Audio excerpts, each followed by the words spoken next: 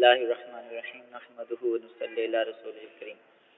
اللہ رب العزت نے ہم سب کی کامیابی اپنے دین میں رکھی ہے۔ دین ہماری زندگی میں نبی پاک صلی اللہ علیہ وسلم والی مبارک محنت سے آئے گا۔ اس محنت میں سب سے پہلے کلمے کے یقین کی حاصل کرنے کی محنت ہے۔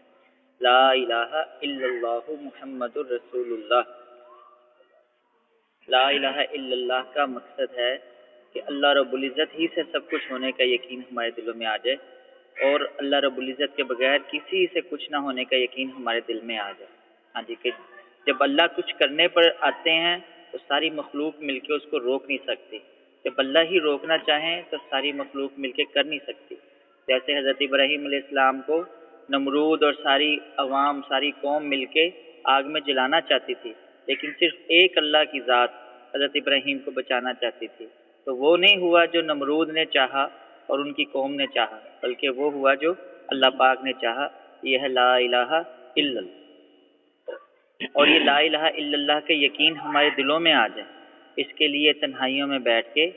اپنے آپ کو دعوت دینا، جی انبیاء علیہ السلام کے واقعات کو سوچنا، جن واقعات میں اللہ پاک کی غیبی مدد نے انبیاء کی اور صحابہ کی مدد کی، ان کو بیٹھ کے سوچنا، اور اس یقین کے دوسروں کو دعوت دینا، ایمان کے بولوں کو بولتے رہنا، دوسروں کو اس کی دعوت دینا، اور رو رو کر اللہ پاک سے صحابہ والے یقین کو مانگنا، اور محمد الرسول اللہ کہ محمد صلی اللہ علیہ وسلم کے طریقوں میں دونوں جہانوں کی کامیابی کا یقین ہمارے دل میں آ جائے، اور حضور صلی اللہ علیہ وسلم کے طریقوں کو چھوڑ کر باقی سب طریقوں میں دونوں جہانوں کی ناکامی کا یقین ہمارے دل میں آ جائے۔ نبی کریم صلی اللہ علیہ وسلم کے ارشاد کا مفہوم ہے، جس نے میری سنت سے محبت کی اس نے مجھ سے محبت کی، اور جس نے مجھ سے محبت کی وہ جنت میں میرے ساتھ ہوگا۔ اور فرمایا کہ تم میں سے اس وقت تک کوئی مومن نہیں ہو سکتا جب تک کہ اس کی خواہشات اس دین کے تابع نہ ہو جائیں جس دین کو میں لے کر آیا ہوں۔ تو کیسے ہمارے دلوں کے اندر، ہماری زندگیوں کے اندر اور ساری انسانیت کے اندر حضور صلی اللہ علیہ وسلم کی مبارک زندگی آ جائے، اس کے لیے اپنی ذات سے ہر سنت پر عمل کرنے کی نیت اور مشق کرنا، اور حضور کی سنت میں کامیابی کی ساری انسانیت کو دعوت دینا، اور اللہ پاک سے رو رو کر جیسے صحابہ نے حضور کی سنتوں پر اتباع کیا تھا، ویسے ہم بھی اللہ سے رو رو کر صحابہ والا اتباع، حضور کی سنتوں کی پیروی، اللہ سے رو رو کے اس کی دعائیں مانگیں۔ اور اس کے بعد ہم نماز پڑھنے والے بن جائیں۔ جی نماز اللہ رب العزت کے خزانوں سے براہ راست لینے کا ذریعہ ہے۔ ایک مقصد نماز کا یہ بھی ہے کہ جس طرح ہم نماز میں اپنے آپ کو پابند کر کے چلتے ہیں کہ حلال چیزوں سے بھی رک جاتے ہیں، ایسے ہی ہماری 24 گھنٹے کی زندگی اللہ پاک کے احکامات اور حضور صلی اللہ علیہ وسلم کے طریقوں کی پابند ہو کر چلے، یعنی ہمیں پابند ہو کر چلنا آ جائے۔ نبی کریم صلی اللہ علیہ وسلم کے ارشاد کا مفہوم ہے کہ جو 5 وقت کی نماز کا اہتمام کرے گا، اللہ رب العزت اپنی ذمہ داری پر اسے جنت میں داخل فرمائیں گے۔ اور اللہ حضور صلی اللہ علیہ وسلم کے ارشاد کا مفہوم ہے کہ سخت ظلم ہے، کفر ہے، نفاق ہے اس شخص کا فعل جو اللہ کے منادی یعنی مؤذن کی آواز سنے اور مسجد میں نماز کو نہ جائے۔ ہاں جی، تو کس طرح ہم نماز پڑھنے والے بن جائیں اور نماز سے اللہ کے خزانوں سے نفع اٹھانے والے بن جائیں، اس کے لیے اپنی ذات سے وقت نکال کر ایسی نماز پڑھنے کی مشق کرنا جس میں اللہ کے سوا کہیں اور ہمارا دھیان نہ جائے۔ ہاں جی، اللہ کے دھیان کے ساتھ نماز پڑھنے کی اپنی ذات سے مشق کرنا، اور اس نماز کی دوسروں کو دعوت دینا۔ ہاں جی، کیسے ساری امت اس پر آ جائے، اس کے لیے نماز کی دعوت دینا اور اللہ سے رو رو کر صحابہ جیسی نماز کو مانگنا۔ اور اس کے بعد ہے ہم علم حاصل کرنے والے بن جائیں۔ علم کا مقصد یہ ہے کہ ہماری 24 گھنٹے کی زندگی اللہ کے حکم اور نبی پاک صلی اللہ علیہ وسلم کے طریقے کے مطابق ہو جائے، کہ حال کے امر کو پہچاننا کہ اس وقت میرے اللہ کا اور میرے نبی کا کون سا طریقہ میری طرف متوجہ ہے۔ اتنا علم حاصل کرنا ہر مسلمان مرد و عورت پر فرض ہے کہ اسے جائز ناجائز، حلال حرام، پاکی ناپاکی کا پتہ لگ جائے۔ تو کیسے یہ علم ہمارے اندر اور ساری انسانیت میں آ جائے، اس کے لیے خود اپنی ذات سے اپنی زندگی کے ہر مسئلے کو علماء سے پوچھ کر چلنا، اور اپنی زندگی کو اللہ والے علم کے اندر رنگنے کی کوشش کرنا، اور اللہ والے علم کی دعوت سارے انسانوں کو دینا کہ ہر انسان، ہر مسلمان اپنی زندگی کے ہر مسئلے کو علماء سے پوچھ کر حل کرنے والا بن جائے۔ ہمارے سارے کاروبار، معاملات، ہماری ساری معاشرت یہ علم کے مطابق ہو جائے، اس کی دعوت دینا کہ سب لوگ علم حاصل کرنے والے بن جائیں، اور اللہ پاک سے رو رو کر حقیقی علم جو ہے وہ اللہ سے مانگنا، اور ہم ذکر کرنے والے بن جائیں۔ ذکر کا ایک مقصد یہ ہے کہ ہمیں مستقل اللہ رب العزت کا دھیان نصیب ہو جائے، ہماری ہر نیکی میں اللہ رب العزت کی یکسوئی اور معرفت کا نور شامل ہو جائے۔ اس کے لیے کہ ہم وقت نکال کر اپنی ذات کے ساتھ جم کر ذکر کرنے والے بن جائیں، ہاں جی۔ اس میں تسبیحات ہیں، تیسرے کلمے کی تسبیح،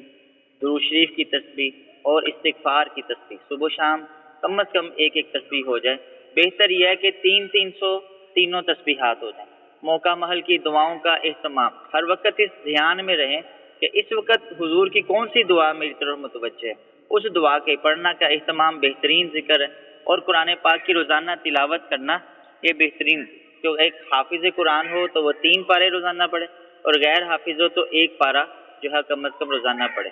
تو اپنی ذات سے دھیان جما کر ذکر کرنے کے لیے وقت نکال کر تنہائیوں میں بیٹھنا،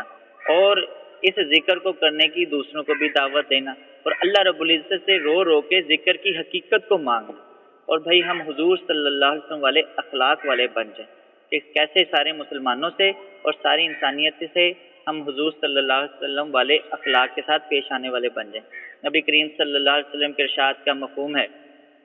کہ قیامت کے دن سب سے زیادہ میرے نزدیک وہ شخص ہوگا جس کے اخلاق سب سے بہترین ہوں گے۔